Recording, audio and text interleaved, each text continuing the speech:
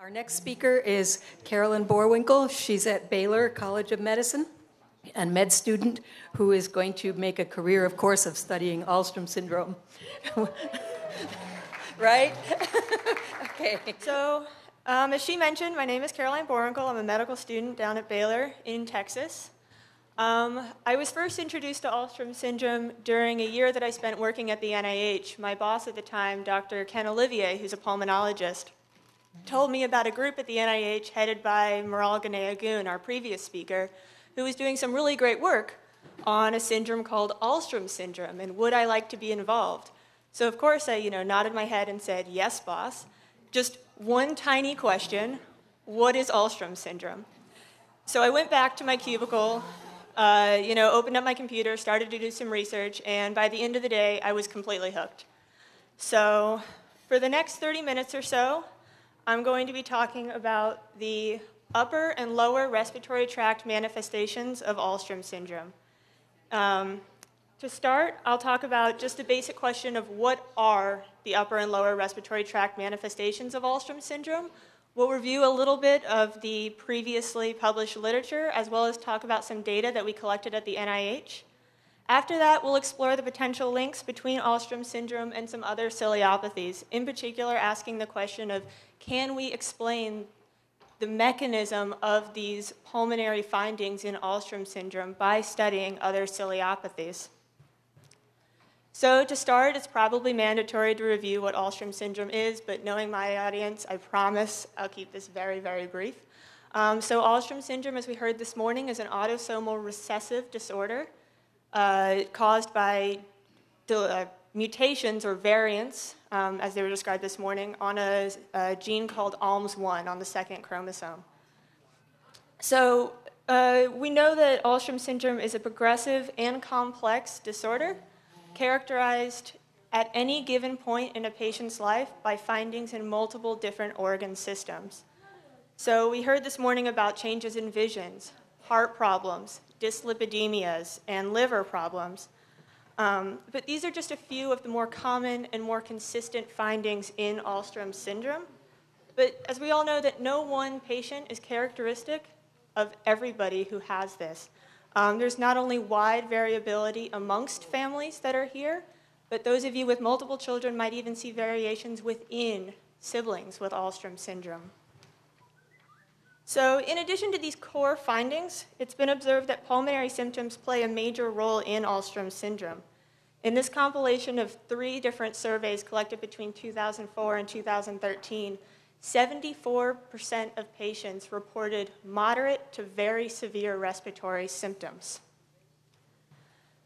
A study of 182 patients by Jan Marshall and colleagues found significant upper and lower respiratory tract manifestations across all ages, from early childhood even into adulthood. Chronic otitis media, or middle ear infections, was reported in 40% of patients.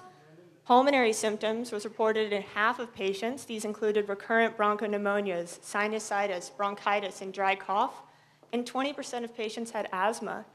The same study also looked at the structural lung pathology seen in Alström syndrome. They found evidence of COPD and emphysema, which we normally think of in maybe some older individuals. They found evidence of these lung pathologies in their patients with Alström syndrome.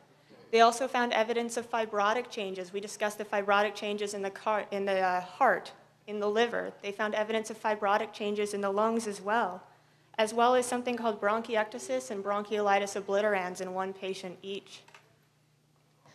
Now, as you guys can see here, if I can get this to work.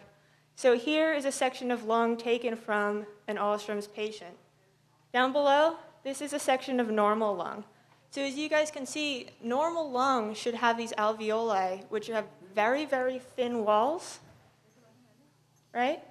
And they're mostly open, allowing our lung to do what it's supposed to do, participate in gas exchange, oxygen in, carbon dioxide out. However, as we see in this patient with Alström syndrome, you can see that this normal alveolar structure has been almost completely obliterated by this kind of purple-blue staining collagen or scar tissue. That indicates severe fibrosis in this individual. So our study at the NIH Clinical Center in Bethesda, Maryland, assessed 38 patients with Alström syndrome. We had 18 males and 20 females, ages 1.7 years old up to even 38 years old. We had 32 independent families participate, so thank you all. One family contributed 3 siblings, and 4 families contributed 2 siblings each. We were able to review the medical records of all 38 patients, as well as complete a clinical history survey with patients, along with their families, for 34 people. So what we found was that the upper and lower respiratory tract manifestations of Alström syndrome are pretty severe. I mean, we can see a high prevalence across all ages in this cohort of various respiratory tract manifestations. We see 60% of people in this cohort reporting recurrent bronchitis or pneumonias. Approximately half of patients reported recurrent sinusitis, chronic nasal congestion, or chronic rhinorrhea, which is just a fancy term for runny nose. We had 40% of patients report a chronic cough, and nearly a third of patients had chronic or recurrent wheezing, which is probably what gets us into that asthma category, right? So what I want to draw your attention to most, however, is the high prevalence of recurrent otitis media, these middle ear infections in this cohort. Now, recall that our ears are ultimately connected to our upper oropharynx, which is connected to our sinuses as well as our airways, okay? In much of the same way as our natural barriers help clear mucus and help protect our lower airways, these same mechanisms protect our middle ears. So in this cohort, we saw that 92 patients had recurrent chronic middle ear infections. On further investigation, we found that 50% of patients had tympanostomy tubes placed, and 25% had multiple sets placed. So for those of you who might not have a child with tympanostomy tubes, or even if you do, these are tubes placed to help drain the middle ear, try to clear out recurrent infections, and prevent recurrent infections. So anytime you see data like this, the obvious question is, okay, but how common is this in everybody else? You know, does everybody get middle ear infections? Well, the answer is sort of, yes. We know that 40% of otherwise healthy individuals in the United States will have 3 or more ear infections, middle ear infections, by the age of 6. So that's 40%, okay? However, only 7% of these people will have tympanostomy tubes placed. So the greater incidence, not only of otitis media as a whole, but of tympanostomy tube placement, suggests a truly higher disease burden in Alström syndrome as compared to the normal population. So switching gears slightly, it's been shown that the ALMS1 protein localizes to and alters the function of these primary cilia, these non-modal primary cilia, thus supporting Alström syndrome inclusion in a group known as ciliopathies. But how does this help us understand the mechanism of disease, the mechanism of specifically pulmonary disease in patients with Alström syndrome?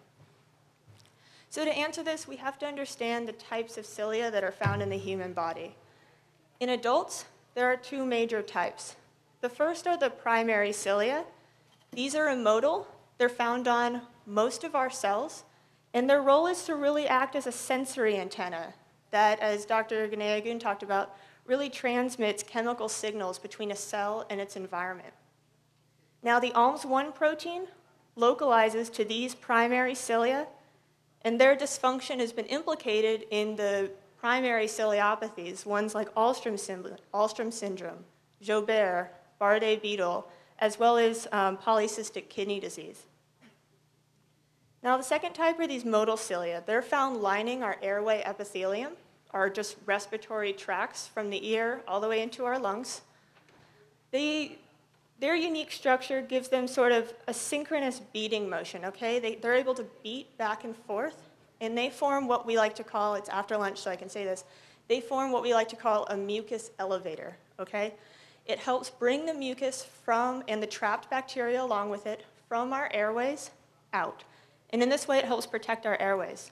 So patients with disorders in these type of cilia are said to have what's called primary ciliary dyskinesia, PCD. Okay, I don't want this to confuse you. It's called primary ciliary dyskinesia, but it's a disorder of the modal cilia. I'm sorry.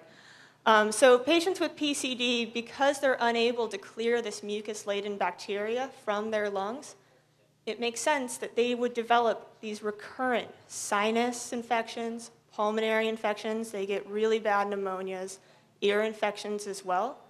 So this makes sense if we understand the structure and the function of modal cilia. So it's been historically thought that these two categories of cilia, those are the primary ciliopathies and the modal ciliopathies, were completely separate. Knowing how the modal cilia work to protect our lungs, we could explain why patients with PCD had recurrent sinopulmonary infections, but we used to think that this had absolutely no bearing on patients with primary ciliopathies, such as Alström syndrome. Okay. Then in 2008, a group out of Washington University in St. Louis published some findings that challenged this belief. They found a type of structural damage called bronchiectasis in the lungs of patients with a primary ciliopathy, polycystic kidney disease.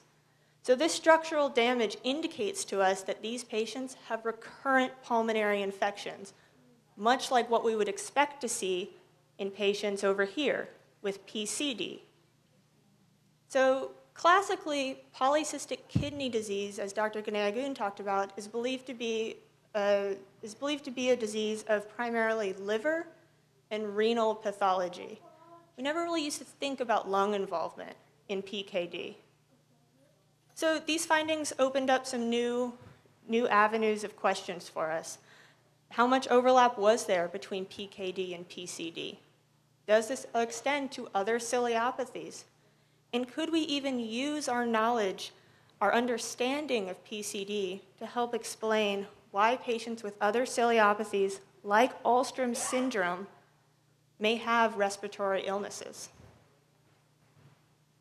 So to answer this question, we went back to our patients at the NIH and really assessed them for some of the clinical characteristics of PCD, dug a little deeper, if you will.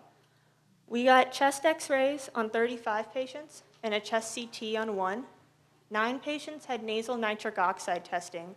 Now, nasal nitric oxide is just a gas that we use to really estimate the function of our modal cilia in our airways, and it's actually part of the diagnostic criteria of PCD.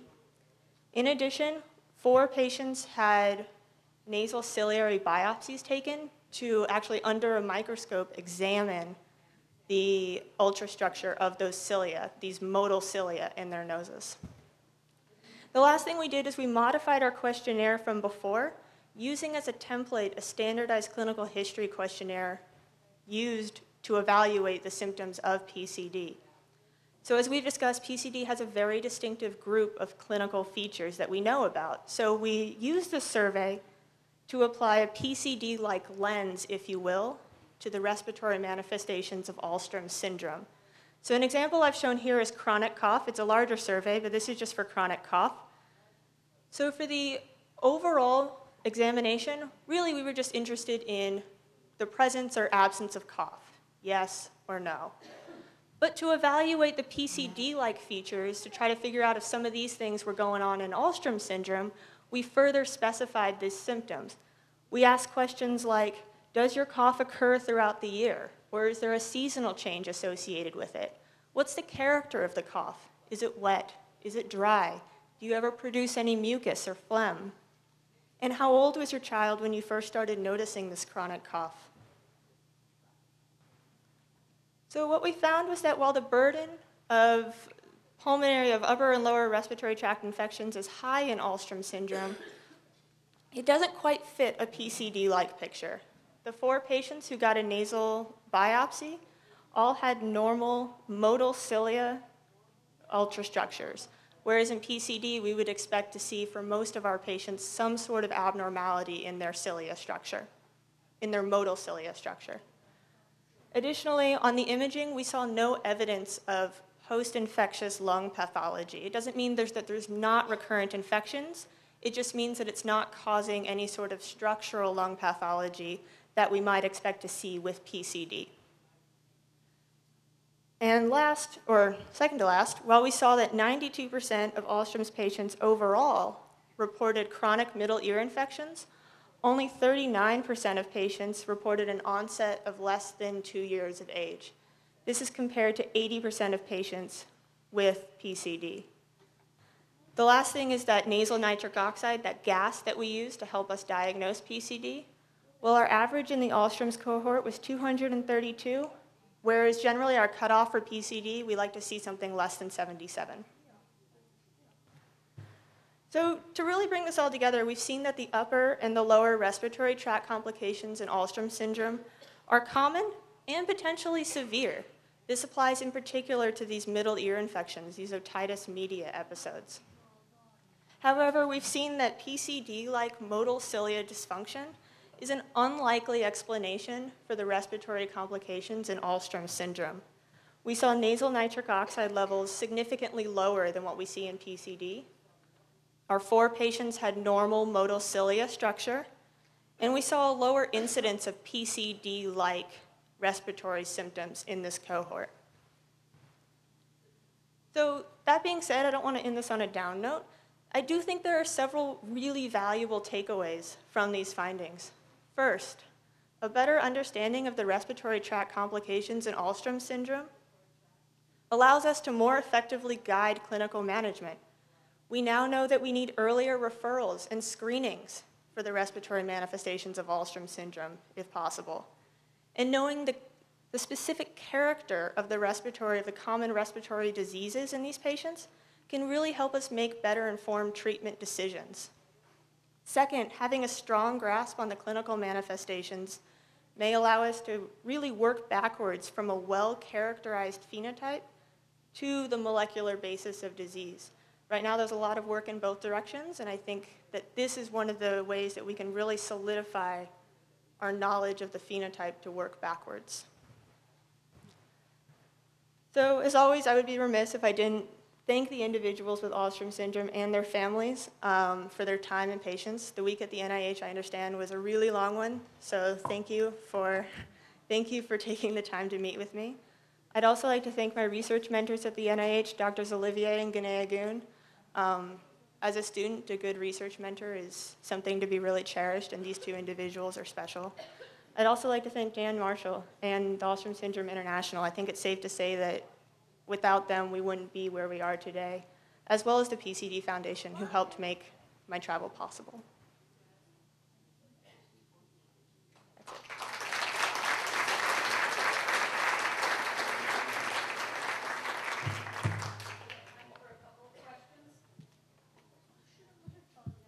Sounds like we have time for a couple of questions. Anyone with a question, raise your hand. I can bring a mic over to you. I can bring a mic over to you. Or I could just turn that one up. Now, this is more fun. Okay, did you encounter during this study any difficulty with the children using traditional PFTs, spirometry, and that sort of thing? Absolutely. So I said that 9 patients had nasal nitric oxide. So 9 patients had reproducible nasal nitric oxide. I did lower than the age of 5. It's accepted that it's really tough to get reproducible measurements. A lot of our patients were above the age of 5, and it was still not, even with coaching, it really was difficult to get what we'd like to see as a reproducible measurement for these cohorts. So we did it on everyone we could, but only 9 patients had. In our gathering of data on pulmonary function, we often see in a medical record, child is uncooperative, child refused to exhale, and things like that often blame the kid instead of the fact that they just sometimes can't do it. No, and I think it's really interesting. I don't know, I saw in somebody's medical record, it was something like some commentary on blowing out birthday candles. Was that? I think a lot of people in this room will identify with that. Or maybe that's a common sentiment. So no, I really do think that there's something there. Unfortunately, the way we look at a lot of pulmonary pathology is through these pulmonary function tests. It really gives us a sense of what type of disease we're dealing with, and it's hard to get good tests, not because of lack of effort. I just think there's something there that needs to be further explored. Any other questions?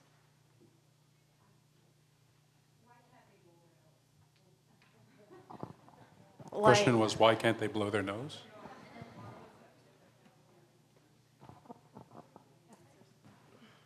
No answers. I think that kind of goes along with the pulmonary function test. So just to give you, I don't know how many people have watched a pulmonary function test. You have to take a deep breath in, and then sometimes you have to let it all out really fast. Sometimes you have to, in this study, you had to let it all out and try to get a plateau. It was just really difficult. So I think there is, and blowing your nose also takes a certain amount of coordination and force.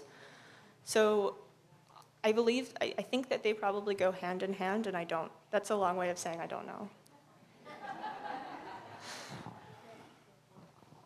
Cop out. My question is, my wife has decreased lung capacity. Now, we've been told that there is no treatment for this. It's just her lungs didn't develop the way they should have. What is the incidence of that? How common is it, and what, if anything, is there that can be done about that? I know that it's difficult for her, for instance, to do exercise like walking and so forth, and that's not because of a heart issue. It's simply because her lungs don't move as much air. They're apparently not as big as some other people's, or they've got scar tissue or whatever. What can you tell me about that issue? Sure. So I think there are various ways to measure lung capacity. You can measure function. You can measure volumes. You can measure something that's called residual capacity. So in things like emphysema, we see lungs that actually their volumes are normal, maybe even a little big. But there's just the lungs, the elastic fibers in the lungs have become so stretched out, so destroyed, that patients aren't able to exhale efficiently. On the other end of the spectrum, in patients with more fibrotic, restrictive disease, we see diminished lung volumes, and I think maybe that's what you're talking about with lung capacity. So, to flip back to one of the slides I showed earlier, right there, if it really is these decreased lung volumes, you might start to get sort of like one of these fibrotic pictures that you start looking at, which would cause, all these things would cause significant shortness of breath, significant exercise restrictions. I'm not entirely sure whether it's something like an embryonic, the lungs just didn't form as well, or whether it's more progressive throughout the lifetime, I don't know. And as far as what should be done about that, this is the part where I remind everybody that I'm a medical student. So I'm not going to go dispensing advice. But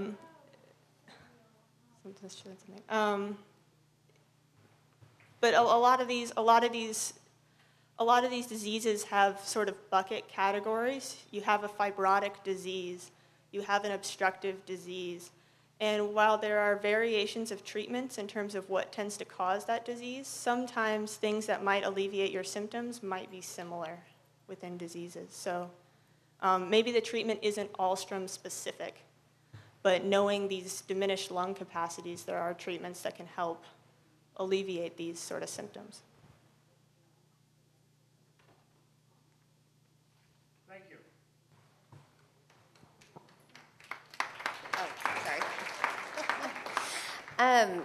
I've heard people sometimes say, oh, when my child was younger, they used to get respiratory infections all the time, but we don't really have that issue anymore now that they're older.